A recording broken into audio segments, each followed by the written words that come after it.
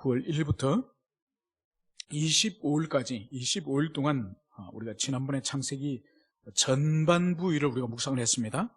이제는 37장부터 50장까지 그러니까 14장을 이제 25일 동안 묵상을 하게 됩니다. 잠시 우리가 다시 창세기에 대한 간단한 개략을 우리가 살펴보도록 하겠습니다. 이 창세기는 구약 성경의 첫 번째 책일 뿐만 아니라 66권 성경 전체의 첫 번째 책이기도 한 것입니다. 그래서 이 창세기를 시작의 책 그렇게 부르지 않습니까? 그래서 하나님께서 창조 사역을 통해서 만물과 우주를 시작하셨고, 그리고 마지막 6째 날 하나님 형상인 인간을 지으신 인간의 시작이요, 그리고 한 민족의 시작이요, 그리고 인간의 타락과 죄의 시작이 이 창세기 있지 않습니까? 그러면서 하나님께서 이제 인간의 타락과 이 죄에 개입하시는 구원의 시작이 이 창세기 속에 있습니다.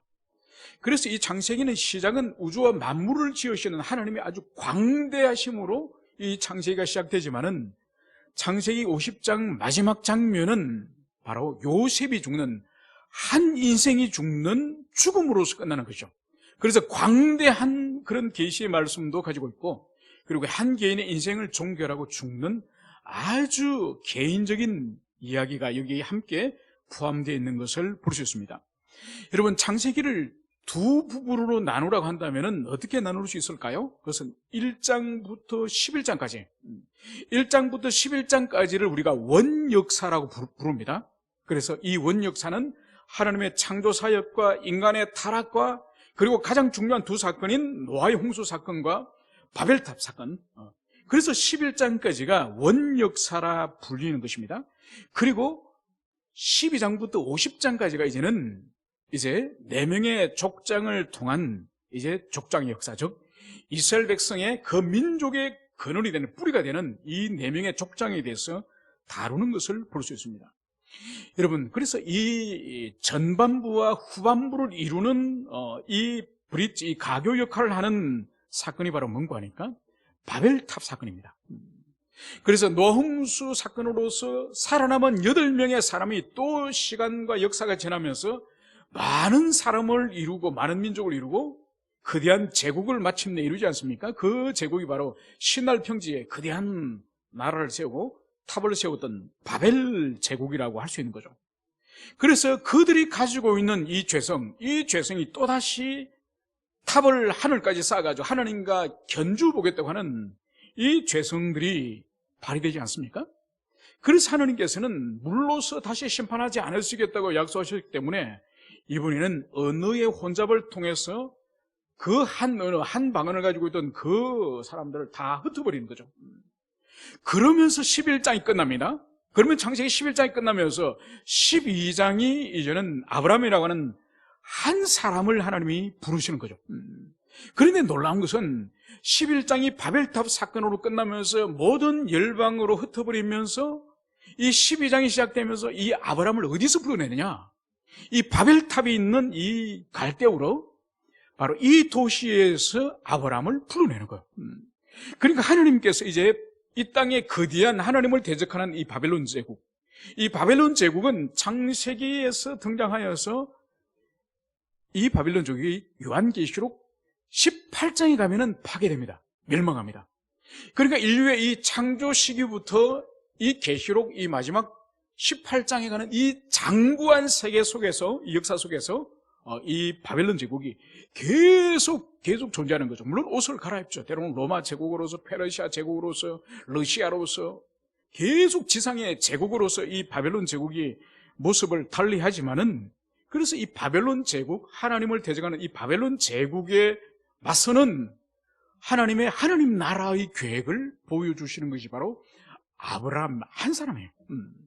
그러니까 거대한 이 바벨론 제국과 대적하기 위한, 대결하기 위한 하나님 나라의 씨앗은 아브라함 한 사람을 부르시고 그 한 사람을 통하여서 이제는 한 집안, 그래서 이삭과 야곱과 그리고 그 후손들을 통해서 이제는 한 민족을 이제 계획하시고, 그래서 그 민족의 마지막의 때에 그리스도 예수를 오게 하셔서 그분을 통해서 이제는 온 열방을 이제 부르시는 하나님 나라의 확장, 교회의 시대를 부르시는 것이 바로 그 시작이 창세기 12장 아브라함 한 사람을 부르는 사건이 바로 하나님 나라를 위한 하나님의 계획인 것을 볼 수 있는 거죠.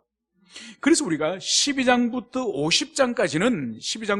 50장까지의 이 4명의 족장의 이 역사는 이제 바벨론 제국에 대적하기 위한 하나님의 나라를 이 지상에 어떻게 이루실 것인지, 그것을 하나님께서는 홀로 행하시는 것이 아니라 인간을 사용하여서, 사람을 사용하여서, 가정을 사용하여서 이루시는 것을, 그것을 보여줍니다. 그래서 아브라함, 이삭, 야곱.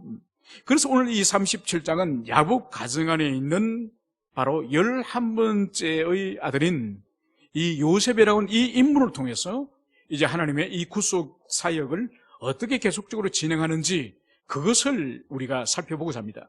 여러분, 이 요셉은 아브라함의 언약을 구현하는, 실현하는 아주 중요한 매개체가 이 요셉이에요. 그러니까 하나님께서는 아브라함에게 4가지 복을 주시지 않습니까? 바로 민족의 복, 씨앗의 복, 그리고 바른 모든 지상의 땅들을 이제 너와 너 후손들에게 주시겠다. 그리고 복을 누리게 하겠다. 그리고 너와 너 후손들이 모든 민족과 열방의 복이 되게 하겠다. 이 약속을 하지 않으셨습니까? 이 약속을 실현하기 위한 아주 중요한 매개 역할을 하는 사람이 이 요셉이에요. 그래서 이 요셉을 하나님께서 앞으로 어떻게 사용하는지를 이제 37장부터 마지막 50장까지는 실제적으로 38장에 유다가 등장하긴 하지만은 이 요셉 중심적으로 이 창세기 나머지 부분이 이루어진다고 그렇게 볼 수 있는 것이죠. 그래서 하나님께서는 이 요셉을 어떻게 사용하셔서 아브라함의 언약을 성취하시고 이루어 가시는지, 그것을 우리가 살펴보고자 합니다. 어제 묵상한 부분을 빠른 속도로 간략하게 살펴보면은 이 요셉이 17살 소년 때에, 17살 소년 때에 그의 아버지 아내들 빌하와 실바, 즉 아버지의 첩들이에요. 애굽의 종들이었던 이 첩들을 이제 아내로 맞이하여서 거기서 많은 자식을 낳았죠. 그래서 17살 된 이 요셉이 아버지의 이 첩들이 난 이 아들들과 함께 이제 생활을 하면서 오늘 2절에 보면은 이 요셉의 치명적인 인격적 결함을 봅니다. 그것이 바로 뭔가 하니까 형들의 잘못을 아버지에게 말하였더라. 여러분, 17살이면 어린애가 아니죠, 그죠? 오늘날도 17살이면 상당한 식견을 가지고 있는데, 이 고대 시대 때 17세라고 하면은 이거는 적은 나이가 아니에요. 그런데 이 형들의 잘못을 하나씩 아버지에게 고자질할 정도로 한다면은 이 요셉의 인격이나 이 요셉의 성품에 문제가 있는 것이 분명합니다. 그런데 그 원인을 찾아볼 수 있는 것이 바로 뭔가, 그러니까 3절에서 이 요셉이, 아버지 야곱이 늦게 늙어서 난 아들이기 때문에 다른 아들들보다 더 이 요셉을 사랑했다고 말씀을 기록하고 있고, 그리고 요셉을 위해서 채색 옷을 지어 입혔다. 이것을 우리가 볼 수 있습니다. 그러니까 다른 아들에 비해서, 사실은 여기서 언급을 하고 있지 않지만은 이 요셉은 이 야곱에게 있어서 4명의 부인이 있었지만은 4명 가운데 유일하게 사랑했던 사람은 라헬 한 여인밖에 없었습니다. 그래서 이 라헬에 대한 집착이 아주 야곱이 강했기 때문에 지금 이 요셉은 이미 어머니 라헬이 죽은 이후에요. 그러니까 자기가 지극히 사랑하던 아내 라헬이 죽고 나서 그 죽은 아내가 남긴 씨앗이 이 요셉이에요. 그러니까 4명의 아내 중에서도 라헬을 유일하게 사랑했는데 그 라헬이 마지막 베냐민을 낳다가 죽어버렸지 않습니까?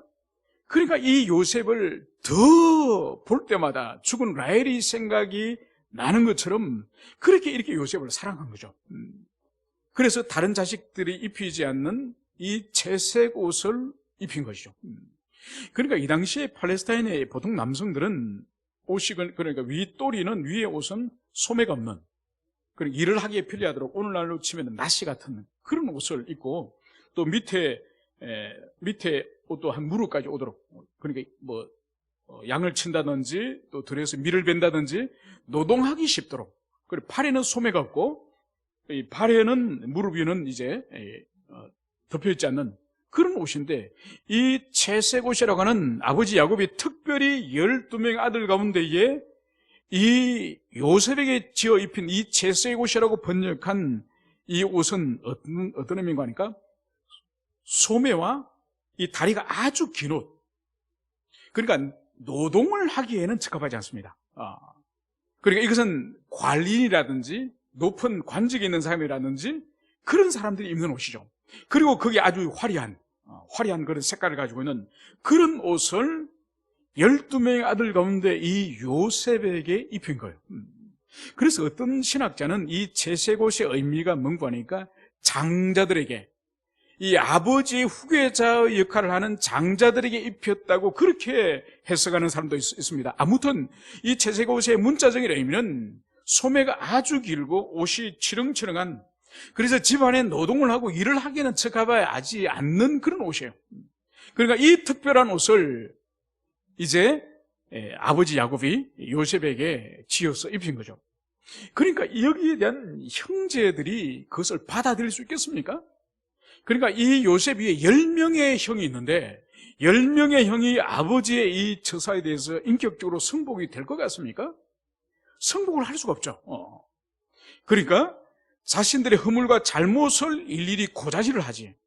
거기다가 아버지가 그것에 대해서 교정하지 않고 어찌 형님들의 허물을 너는 일러 바치느냐, 형제끼리 용납하고 사랑해야지, 이게 책망하기보다는 두둔을 하고 거기다가 채색옷까지 지어 입히니 이 10명의 아들이 아버지에 대한 미움이 얼마나 크겠습니까? 물론 요셉에 대한 미움도 컸겠죠. 여기다가 이 요셉의 꿈의 사건이 이제 불 위에 타오른 불길 위에 기름을 끼얹는 듯한 그런 역할을 하는 것을 볼 수 있습니다. 요셉은 두 가지 꿈을 꿉니다. 첫 번째 꿈이 뭔가요?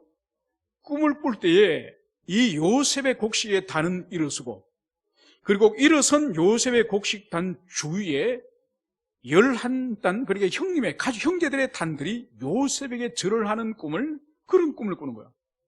그러니까 이 꿈을 자기 마음에 조용히 간직하면 될 텐데 이 요셉의 성품과 인격이 허물이지 않습니까? 그러니까 이것을 17살 되는 아이면 형들에게, 10명의 형들에게 이 꿈을 말하면 어떤 결과가 돌아올 것인지를 알 텐데 이 요셉은 그런 것을 생각하지 않습니다. 그래서 자기 단을 향해서 다른 모든 형제들이 절을 하는 이 이야기를 형제들이 하는 거죠.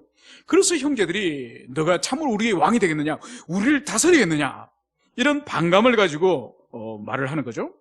그리고 두 번째, 또다시 꿈을 꾸게 되는데 그 꿈은 하늘의 해와 달과 11별이 요셉에게 절을 하더라. 이것을 또 온 가족들에게 이 요셉이 말하지 않습니까? 여러분, 하늘의 해는 아버지 야곱을 의미하죠. 달은 누구를 말할까요? 어머니를 말하죠. 그리고 11별은 나머지 11형제를 말하는 거죠.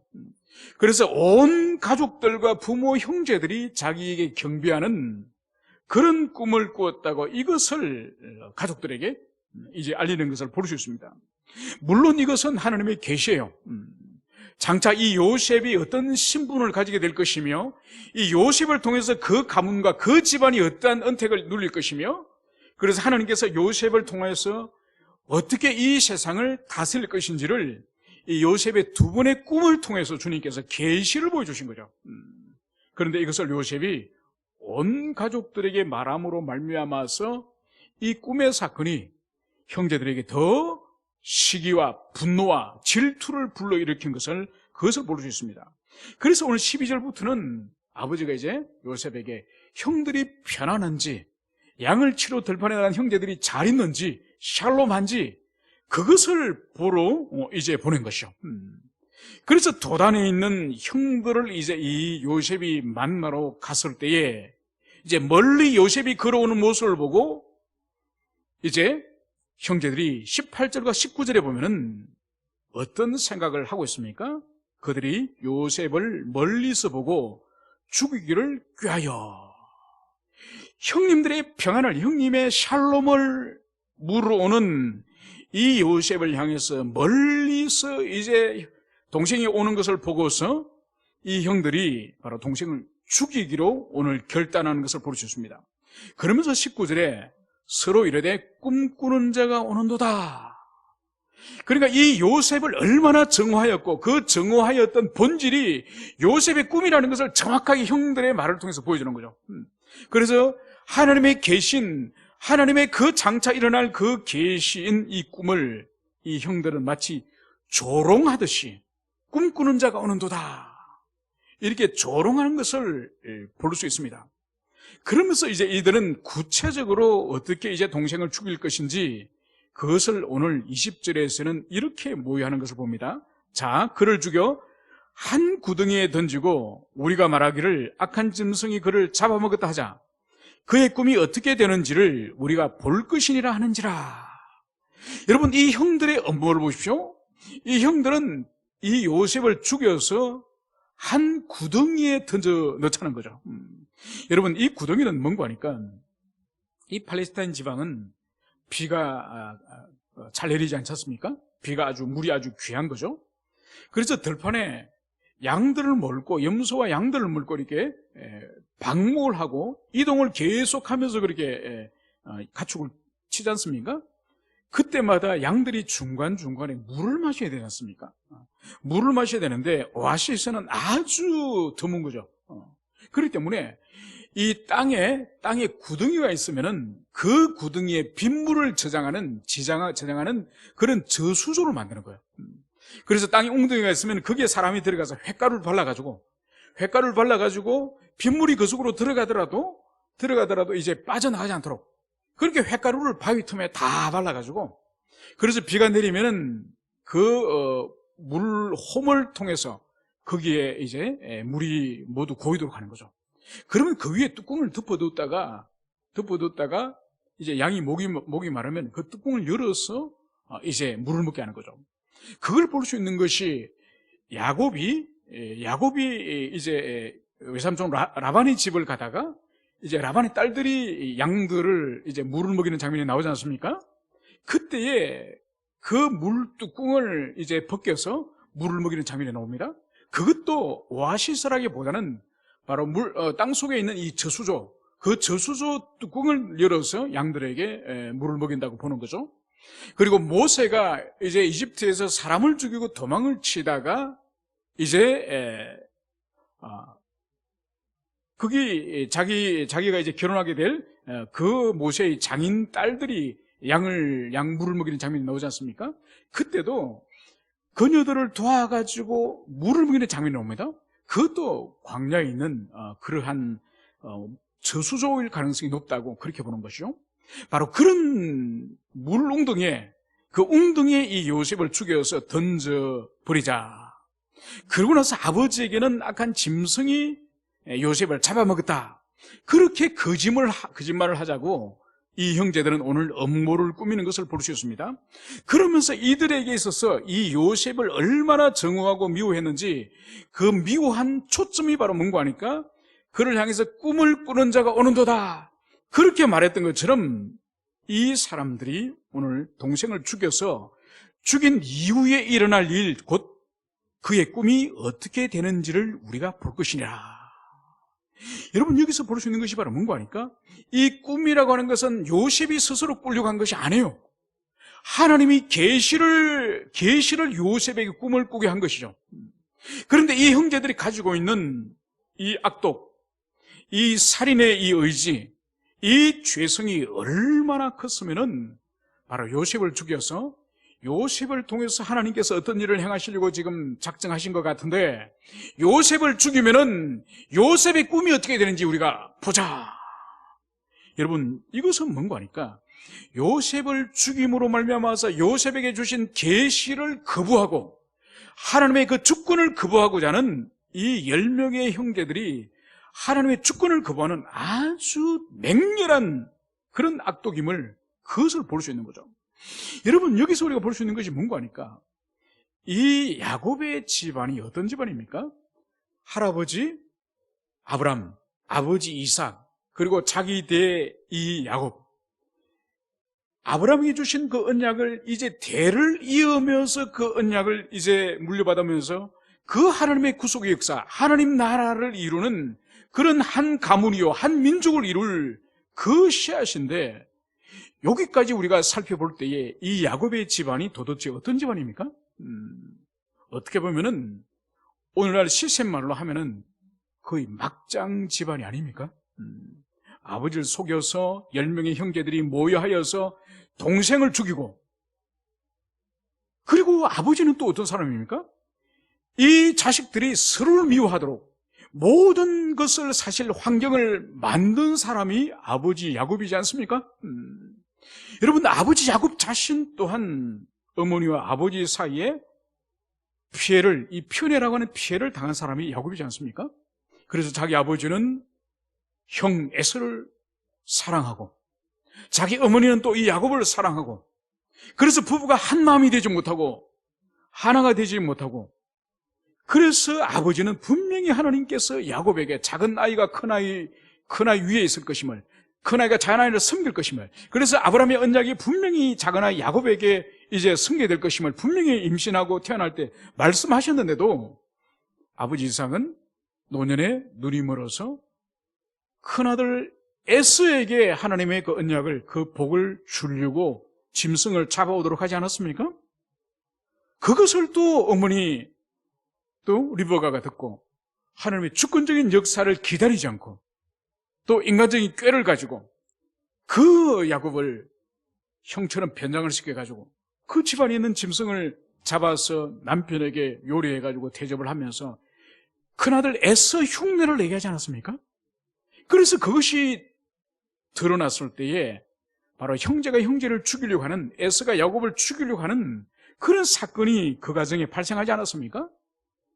그래서 그런 편애가 어떤 가정에 어떤 화를 가져오는지를 이 야곱이 충분히 경험을 했음에도 불구하고 이 야곱 또한 자신이 편애한 아내 라헬의 소생 이 요셉을 지극히 사랑함으로 말미암아서 그것이 나머지 10명의 아들들의 분노를 가져와서 또 이러한 일이 일어난 것이죠.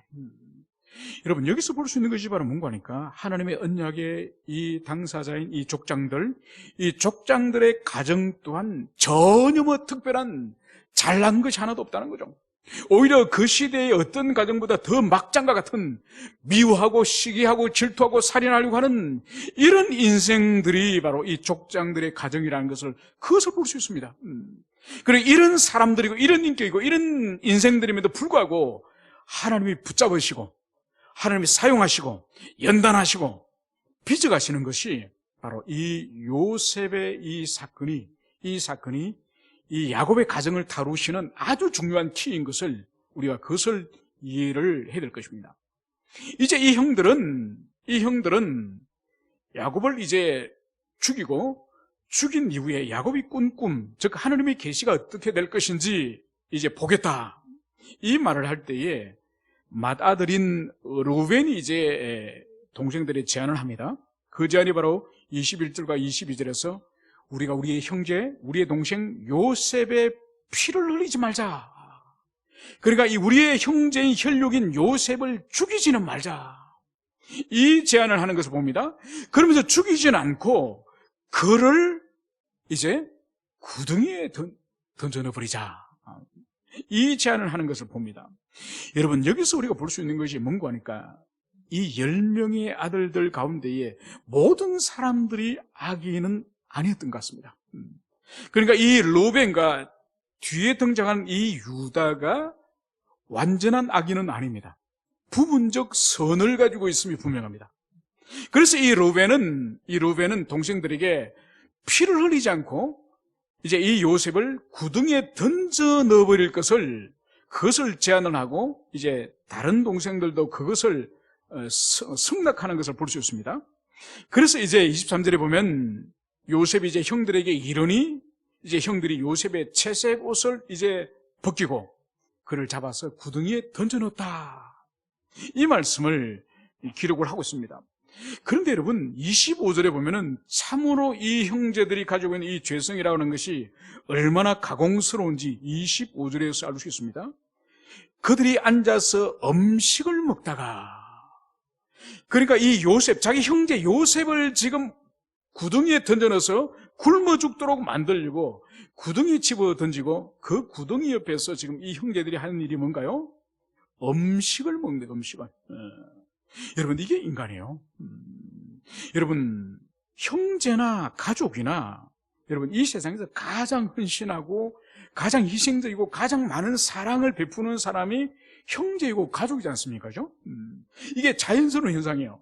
그런데 형제와 가족이 사랑을 하고 좋은 관계면 가장 많은 것을 희생하고 많은 것을 좋은 것을 줄 수가 있지만은 여러분 이 관계가 틀어지면은 가장 치명적으로 해를 끼치는 존재가 바로 가족이고 형제예요. 오늘 이 요셉을 보십시오. 요셉의 동네 사람이 요셉을 지금 죽이려고 합니까? 요셉의 이웃 마을 사람들이 지금 요셉을 죽이려고 합니까?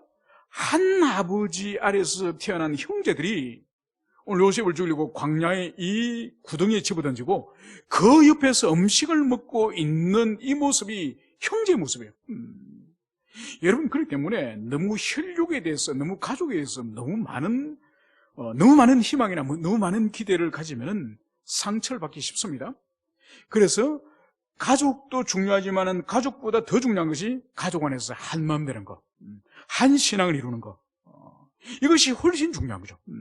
만약 그것이 되지 않으면 요셉과 그 나머지 10명의 이 형제들이 서로 죽이려고 하는 이런 일들이 오늘날도 벌어지는 거죠. 여러분 그래서 우리나라 1년의 살인사건 가운데 가족살인이 몇 프로인지 아십니까? 25%예요. 살인사건 4명을 죽이면은 그 중에 1명은 가족끼리 죽이는 거예요. 여러분 그 정도로 가족이 정오를 품고 가족이 서로에 대한 악독을 품으면은 이 세상 어떤 인간관계보다 더 파괴적인 더 무서운 일이 발생하는 것이 바로 가족살인이고 가족관계라는 그것을 우리가 볼 수 있습니다. 이제 이 요셉을 이제 유다가 새로운 제안을 하는 것을 봅니다. 바로 뭔가 하니까 우리 동생을 죽이고 그의 피를 덮어준들 뭐가 유익할 것인가? 오히려 이 요셉을 우리가 미디안 상인들에게 팔아버리자. 이 제안을 하는 것을 봅니다. 그러니까 여기에 또 이 형제들의 마음이 움직이는 것을 볼 수 있죠. 여러분 이것은 순전히 하나님의 은혜예요. 이 형제들은 요셉에 대한 정오심이 아주 크기 때문에 처음부터 죽이려고 했던 사람이에요. 그런데 르우벤이 죽이지 말고 웅둥이에 던져서 스스로 죽도록 하자. 우리 손에 피를 묻히지 말자. 이 제안을 했을 때 이 형제들 10명의 형제들의 마음에 살인을 하지 말고 스스로 굶어 죽도록 하자는 그 의견에 이들이 승낙한 것은 하나님의 은혜죠. 하나님의 섭리입니다. 그리고 이제 유다가 굶어 죽도록 이 수렁에 이 구덩이에 던져두기보다는 차라리 팔아버리자. 팔아서 그 돈을 우리가 나누어 가지자. 이런 제안을 했을 때에 이들의 마음이 부드러워져서 굶어 죽기보다는 차라리 팔아서 돈을 나누어 가지자고 하는 이 유다의 이 제안에 이들이 승낙한 것 또한 이것은 하나님의 섭리이자 하나님의 은총인 것이죠. 그래서 결국은 이들이 애굽으로 가는 이스마엘 상인들에게 바로 이 요셉을 팔지 않았습니까? 그래서 이제 이들은 집으로 돌아와서 이제 아버지에게 어떤 모습을 지금 하고 있습니까? 오늘 31절에서는 요셉의 옷을 가져다가 순념소를 죽여 그 옷에 피를 적시고 그 채색 옷을 보내어 그의 아버지에게 가지고 가서 이르기를 우리가 이것을 발견하였으니 아버지 아들의 옷인가 보소서 하매. 여러분 여기서 우리가 볼 수 있는 것이 이들이 한 번에 지었던 이 죄, 즉 동생을 죽이려고 했던 그 죄, 그리고 동생을 팔아버렸던 그 죄, 그 죄를 이제는 감추기 위해서 또다시 아버지를 속이는 이 일을 오늘 여기서 짓는 것을 볼 수 있습니다. 그래서 동생의 벗긴 채색 옷에 염소피를 묻혀서 오늘 아버지에게 그 옷을 보여주는 것이요. 오늘 33절에서는 야곱이 그 옷을 알아보고 바로 내 아들의 옷이라 악한 짐승이 그를 잡아먹었도다 이러면서 이 야곱이 옷을 찢습니다. 옷을 찢고 이제 굵은 배로 허리를 묶고 오래도록 이제 아들을 위해서 오늘 애통하였다고 오늘 기록을 하고 있습니다. 그래서 그 주변에 있는 여러 자식들이 이 야곱을 위로하고 아버지를 위로했지만은 이 야곱은 자식들의 위로를 받아들일 수가 없는 것이죠. 그래서 내가 슬퍼하며 서울로 내려가 아들에게로 가리라. 자신도 따라 죽어서 그 요셉의 곁으로 가겠다. 이 말을 오늘 아버지가 하는 것을 볼 수 있습니다. 여러분, 이제 야곱의 인생에 있어서는 요셉을 다시 만나는 것은 22년 후예요. 22년이 지나고 나서 이제 애굽의 총리 대신이 된 아들 요셉을 다시 만날 때까지는 아버지 야곱의 마음에는 이제 요셉은 죽은 아들이에요. 죽은 자식이에요. 그러니까 그 긴 세월을 그렇게 사랑했던 자식이 짐승에게 찢겨 죽은 줄 알고 그 긴 세월을 이 야곱은 고통 가운데 있는 것이죠. 그러나 오늘 마지막 36절에서 소망의 말씀이 이렇게 기록을 하고 있습니다. 그 미디안 사람들은 그를 애굽에서 바로의 신하 친위 대장 보디발에게 팔았더라. 이 요셉이 노예로 팔려가더라도 그 많고 많은 사람들 가운데에서 애굽의 파라오의 신하 친위 대장 보디발 집에 팔려갔음을 그것을 보여주고 있습니다. 여러분, 이 창세기 이 족장의 이 가정들, 특히 이 요셉의 이 일화 가운데서는 하나님은 거의 등장하지 않습니다. 하나님에 관한 이 단어는 정말 간간히 한 단어 나올 정도로 이 야곱의 가정에서 일어나는 이 일들에는 신앙과 관계되는 일들은 찾아보기가 매우 힘듭니다. 오직 인간의 어떤 욕망이나 어떤 열정이나 분노나 인간 자신의 의지를 따라서 인간 자신의 선택에 따라서 때로는 살인을 하고 때로는 강간을 하고 때로는 사람을 학살하는 그런 일들이 계속 이 야곱의 집안에 일어납니다. 그런데도 놀라운 것은 인간이 스스로 자기 의지로서 선한 의지를 가지든지 악한 의지를 가든지 행동을 하지만은 그 배후에는 하나님의 보이지 않는 손길이 계속 움직이고 역사하고 있다는 것을 그것을 볼 수 있는 거죠. 그래서 이 요셉이 두 꿈을 꾸었지만은 그 꿈을 입으로 형들에게 말함으로 말미암아서 형들의 시기와 질투와 분노를 가져왔고 그 분노로 말미암아서 형들이 이제 이 요셉을 죽이려고 하였지만은 르벤과 유다의 설득에서 죽이지 않고 노예로 팔지 않았습니까? 그래서 노예로 팔려서 이집트로 가게 되는 거죠. 여러분, 이 모든 사건에는 요셉의 인격적인 결함, 아버지 야곱의 인격적인 결함, 그리고 형들의 죄성, 이 모든 일을 통해서 이 요셉이 가나안 땅에 살지 않고 이집트로 가게 되는 거예요. 또 그곳에서 또 어느 음란한 여인의 유혹에 의해서 또 성범죄자로 몰려서 감옥으로 가지 않습니까? 여러분, 이 모든 것들이 인간의 악을 통하여서 이 요셉이 계속적으로 위험한 대로, 어두운 대로, 인생의 그런 절벽 같은 대로 요셉의 인생은 계속 몰려가게 됩니다. 그러나 그 배후에는 하나님의 손길과 섭리가 계속적으로 이루는 거죠. 그래서 마침내 이 요셉이 감옥으로부터 나와서 드디어 파라오의 꿈을 이제 해석함으로 말미암아서 총리 대신이 되지 않습니까? 그러니까 그가 총리가 됨으로 말미암아서 이제는 7년 풍년과 7년 흉년을 준비함으로 이집트의 이 흉년의 극복뿐만 아니라 주변 나라에 있는 수많은 민족들을 살리는 드디어 열방의 복을 이루는 그 역할을 이 요셉이 하게 되는 거죠. 그리고 장차 이제 가나안 땅에 있는 모든 아버지의 자식 70명이 이집트로 내려와서 거기서 403년 동안 큰 민족을 헤아릴 수 없는 하늘의 별과 같이 모래같이 티끌 같은 그런 민족을 만드는 결정적인 계기가 이 요셉을 통해서 그 일을 주님이 시작하신 것이죠.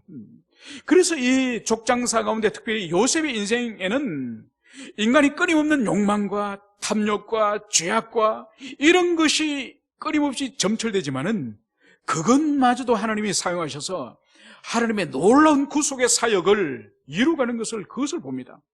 여러분, 이것은 우리에게 아주 중요한 인사이트를 제공합니다. 바로 뭔가 하니까 이 야곱의 가정에 이 요셉의 형제들에게 그 시대에 악이 어떻게 보면 창궐을 하지 않습니까? 여러분, 오늘도 마찬가지예요. 우리가 살아가는 이 시대에 우리가 보면은 악이 창궐하는 시대예요. 그래서 이 세상에 소망이 없다 그러고 이 세상은 끝났다 그러고 우리가 절망스러운 그런 시대를 우리가 살아가지만은, 그러나 그것이 아니에요. 하나님은 선한 사람을 사용하시고 선한 의지를 가진 사람도 사용하지만 악인과 악인의 그 죄와 그리고 악한 의지를 다 사용하시는 거예요. 하나님이 사용하시는 것은 하나도 이 세상에 버리는 것이 없습니다. 여러분, 우리 인류가 20세기에 만든 최고의 의약품, 약이 두 종류가 뭔지 아십니까? 인류가 지금까지 만든 최고의 의약품 두 가지를 꼽아라 한다면 항생제 페니실린, 20세기에. 그래서 인류가 그 긴 세월 동안에 염증으로 인해서 죽었던 인류가 이 페니실린 발명으로 인해서 이제 사람들이 엄청나게 많은 병을 정복합니다. 그리고 나머지 또 하나가 뭔가요? 통증을 잡는 진통제 아스피린. 여러분, 화학자들이 이 아스피린의 성분들이, 화학 성분들이 엄청 많을 거지 않습니까? 그 성분을 하나씩 분리해가지고 만약 인간이 섭취를 하면 어떻게 될까요? 모든 하나씩 화학 그 성분이 독약이에요. 그러니까 아스피린을 구성하는 모든 화학물질들이 독약인데, 그것이 적절하게 배합이 되면은 인류가 지금까지 만든 의약품 중에서 가장 최고의 의약품이 아스피린이 되는 거예요. 바로 뭔가 아닐까? 우리 인간은 악을 사용하여서 선으로 바꿀 수 있는 능력이 우리 인간에게는 없습니다. 인간은 선한 의지를 가지고 선을 행할 수는 있지만은 악을 변화시켜서 선으로 만들 수 있는 능력은 우리 인간에게는 없습니다. 그러나 하나님께 있어서 그분의 완전한 지혜, 완전한 능력은 인간이 어떻게 의지를 가지고 악을 행하든지 인간의 타락과 죄를 통해서 그 뿜어내는 그 죄악상을 하나님은 절묘하게 사용해서 하나님의 구속의 사역과 하나님의 선한 일을 위한 재료로서 인간의 악을 사용하는 거죠. 그래서 이 요셉의 사건, 이 요셉의 일들은 끊임없는 악의 일들이 점철되지만은 하나님의 완전한 지혜와 완전한 능력과 그분의 주권적인 그 힘으로서 바로 그 70인의 가족을 거대한 민족으로 만들고, 더 나아가서 이집트를 구원하고, 그리고 이집트를 둘러싸고 있는 그 아시아, 그 아프리카, 그 땅의 수많은 민족을 구원하는 하나님의 구속 경륜을 드러내는 일이 바로 이 야곱의 집안의 이 악을 사용하셨음을, 그것을 우리는 기억해야 될 것입니다. 그러므로 우리가 인식하고 우리가 경험하고 우리가 깨닫는 범위 안에서 역사와 세계는 흘러가는 것이 아닙니다. 하나님은 훨씬 더 높은 초월하는 곳에서 인간이 이 지상에 행하는 모든 악과 모든 선을 절묘하게 조합하여서 당신의 이 역사의 완성, 새하늘과 새 땅이 이룬 그 시점까지 하나님께서는 선과 악을 지혜롭게 직조하여서 아름다운 하나님의 나라를 완성할 것임을 우리는 그것을 굳게 믿으시기를 축원합니다. 함께 기도하시겠습니다.